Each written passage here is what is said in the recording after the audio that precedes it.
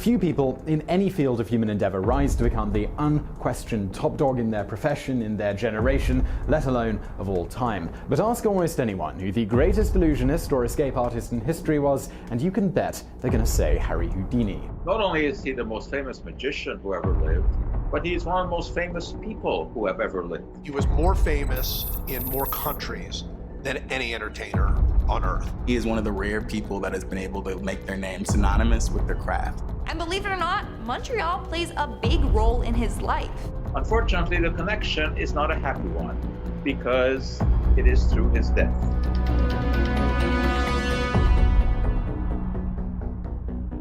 Houdini was born Eric Weiss in 1874, the son of a poor immigrant rabbi. He was born in Budapest, Hungary. His family immigrated to the United States when he was 4 years old. He never liked to mention that he was born in Hungary. He always pretended that he was born in Appleton, Wisconsin. Young Eric had always dabbled with magic, but things changed when he chanced upon the biography of a glamorous French illusionist, Robert Houdin. Magic became a means of escape from the commonplace, the conventional. Eric added an eye to Houdin and took the name of his idol. At the age of 17, he left his job as a cutter in a New York City necktie factory to fashion a new career as Harry Houdini, magician, king of cards. His marriage to Bess was a happy one, although he never fathered any children. One thing is for sure, he certainly had a lot of affection for his mother. He revered his mother. When he was on tour, which was frequent, he would write letters to her virtually every day. Early in their career, business was so bad for the couple that Houdini nearly took a 9-to-5 job with the Yale Lock Company. His popularity only exploded after he began focusing on escapology on the advice of vaudeville theatre owner Martin Beck. At age 26, with $50 in his pocket and not a single booking to his name, Houdini set sail for Europe. There, the master of manacles confounded Scotland Yard, and Houdini was a hit. He decided initially to challenge jails or mental institutions to lock them up with the strongest of any restraints that they would use for the criminally insane. The straitjacket escape is something that Houdini made famous. For the next 25 years, Houdini captivated the press and the public. He became so synonymous with wonder that to Houdini eyes would become a word. It would capture an entry in the dictionary. He was just the greatest thing on earth. I mean, he was the hero of heroes. Driven by competition and his own curiosity, Houdini constantly topped himself and made magic into something new. And even performed one of the most famous stunts, the Chinese water torture cell, where he would go upside down inside a tank of water as a way of saying, all of you copiers of my handcuff challenge act, I now dare you to risk your life like I'm about to do. So he would ask the audience to hold their breath, see how long they could do it. You'd hear gasps from the audience after 30 seconds a minute. The audience would be whipped into a frenzy. They'd be demanding that the two stagehands with big axes go and break in, release him. Houdini's going to drown. For years and years and years, people thought that's how he died, the water torture cell. But that is a complete myth invented by the movie Houdini in 1953 with Tony Curtis. The incomparable Houdini. Houdini's most favorite phrase, my brain is the key that sets me free. No fear. Yet Houdini could not beat back a different sort of pain. All of his life, Houdini was deeply devoted to his mother. When she died while Houdini was abroad on tour, the magician was devastated.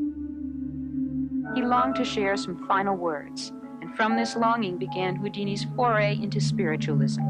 He made the acquaintance of Sir Arthur Conan Doyle, the creator of Sherlock Holmes, and one of the world's most ardent believers in spiritualism. His wife was a medium and said that she would be able to contact the spirit of his dead mother. Harry agreed to a seance, and they sat down, and all of a sudden she said that she had made contact. She drew on paper the sign of a cross. And this, of course, immediately alerted Harry because his mother was the wife of a rabbi. And furthermore, when the communication came across, it was done in English, a language that Weiss never spoke. Harry became very disenchanted with this, and of course, he had a big falling out with Sir Arthur Conan Doyle. With with disguises and detective work and absolute dedication, Houdini took on the debunking of the spiritualists. Houdini later said that all mediums were con men and wrote this in an article. In the 25 years of my investigation and the hundreds of seances which I've attended, I have never seen or heard anything that could convince me that there is a possibility of communications with the loved ones who have gone beyond.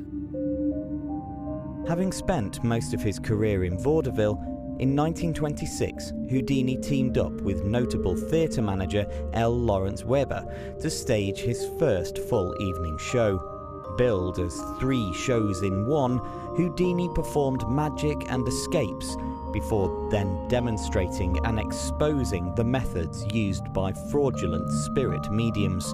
It was back in the summer of 1926 at a New York charity show organized by a friend of Sir Arthur Conan Doyle that Houdini's life starts to unravel. First, he damages his right kidney attempting to beat his straitjacket escape record. Later that same day, Harry begins complaining of stomach aches. The pains become severe enough for him to cancel engagements. At the time, it was blamed on food poisoning.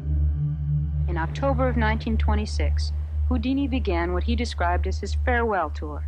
October 11th, 1926. It's just 20 days before he dies. Houdini is in Albany, New York, where he has the next in a series of bizarre misfortunes. This time, a disaster involving his most notorious invention. He broke his foot in the Chinese water torture cell. Most people with a seriously broken ankle would cancel the tour, but for Houdini, the show must go on. He continues, traveling from Albany to the next stage of his tour, Montreal.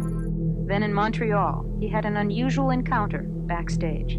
He came to Montreal to perform at the Princess Theatre, and whenever he would come to a city, and if there was a university, he would ask to speak to the students about critical thinking. And he did this at McGill University.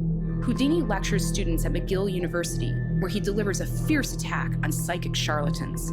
Just beyond Sherbrooke Street was the building, which at that time was the Student Union. Today, we recognize this as the McCord Museum. And one of those students, Samuel Smith, was an artist. And while listening to Houdini's lecture, drew a picture of Harry and showed it to him after. And Harry liked this picture. And he asked young Sam to come backstage to the Princess Theatre the next day to do a more formal portrait. On October 22nd, 1926, Harry Houdini was in his dressing room preparing for his show at the Princess Theatre in Montreal. There was Sam sitting on a couch doing a portrait, and Harry was sitting and reading some fan mail when there was a knock on the door, and that brought in J. Gordon Whitehead, another McGill student. One of the students asked him if it was true. They heard stories about his physique and so on, asked him if it was true, if he could take a blow on the stomach, and Houdini said yes. The student gave him a good wallop, and Houdini said, no, not now, I gotta be ready, let me know, I wasn't ready. Houdini felt pains that night and felt that it was just muscle strains and so on, and continued with the show. Left in great pain, Houdini nevertheless performed his remaining shows in Montreal and then travelled to Detroit on the 24th of October. When he was departing to go to Detroit, bam, someone else on the hotel lobby went ahead and punched Houdini again in the stomach. A second round of punches, believed to be from yet another McGill student.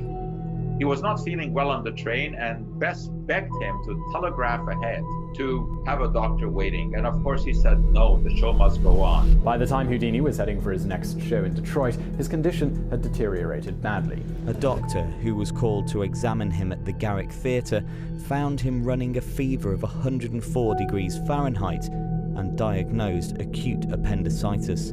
The doctor recommended that he immediately head to the hospital for surgery. Houdini refused, and he took the stage. He was supposedly in great pain during the performance, but gave folks their money's worth. Houdini put the pain beside him, but he collapsed after the first act. He was taken to Detroit's Grace Hospital for surgery, but his appendix had already burst, leaving him with peritonitis. The doctors gave him less than 12 hours to live, but Houdini hung on for over a week. He died on October 31st, Halloween. To die on the most appropriate day for a magician, Halloween. On the afternoon of Halloween in 1926, Houdini whispered to his brother Theo, who had been standing at the man's bedside, "I'm tired of fighting, Dash. I guess this thing is going to get me. His death made news around the world. I remember going outside, and I had heard my parents talk about that he was in the hospital. And then all of a sudden we heard on the street the extras. And I ran in the house and I said to my mother, they're yelling extra Houdini dying. There was definitely this notion that Houdini couldn't die, that Houdini was someone who could escape any situation. He was shipped back to New York in the crate that he had used for some of his escapes. He had a huge funeral in New York. Thousands of people filed by the casket and other thousands lined the route when he was taken to be laid to rest at Macapella Cemetery. Houdini was anticipating his death, and he bought an amazing plot of land at the cemetery where his mother and father and brothers and sister are all buried. Despite Houdini not seeing any first-hand proof of communication with the afterlife, he certainly believed in life after death and always told his wife Bess that if he died, he would attempt to communicate with her if he was able to do so. He gave her a secret code that if she heard being whispered one day, or if a spiritualist said the secret code was coming through during a seance, Bess would know it was her husband. Every Halloween, Bess would hold a seance in an attempt to contact him, but after 10 years with no success, she gave up. Pretty much ever since, various purveyors of the paranormal have attempted to contact Houdini on Halloween, but with just as little luck. The circumstances surrounding Houdini's death provoked as much speculation then as it does today. It was thought at the time the blows to the abdomen caused his appendix to rupture. We now know that's not possible. There has never been a case before or since of an appendix rupturing in this fashion. It's more likely that he was already suffering from his illness prior to his arrival in Montreal.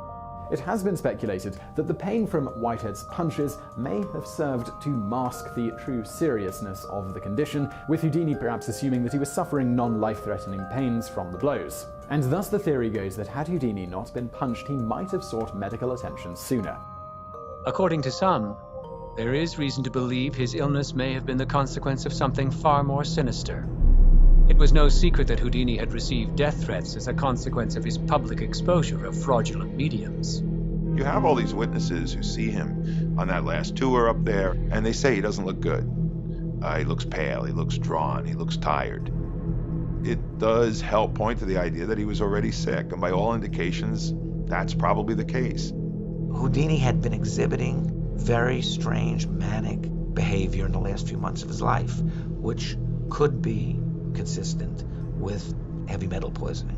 The hospital records are gone. The doctor's notes are gone. The hospital itself is gone. There was no autopsy done. There's a lot of questions. There's no question that the timing was weird, the death was weird. The punches themselves are still a moment incredibly shrouded in mystery. Everybody's filled in the blanks with their own theories about this. It turns out that 2 years after the Montreal attack, Gordon Whitehead was jailed for shoplifting books about spiritualism and clairvoyance. Did the spiritualistic movement send Whitehead there to cause harm to Houdini? Houdini was, in my opinion, one of the true greatest showmen in American history. His ability to communicate with the audience was unsurpassed. People felt that when they saw him perform, they saw a true miracle. If anything, he's like the great wave that tends to keep pushing us toward the shore. He has been the one who made magic an acceptable art form. And so that's the story of Houdini, Montreal, a McGill University student, and I suppose Halloween. The Princess Theater, the site is there, and there's a building on that spot. And I'd love to have some sort of commemoration. I mean, they should at least have a plaque. In many ways, his death tells the story of his life. When you look at the last week or so of his life, you learn who Harry Houdini was. Now it's believed that Houdini's ghost haunts the Princess Theater. Staff members have reported seeing his ghost walking around as he dons his top hat and cape. Then in 2002, a fire destroyed one of the auditoriums and damaged 6 others. This fire was blamed on Houdini, who's getting revenge on the place where he met his demise.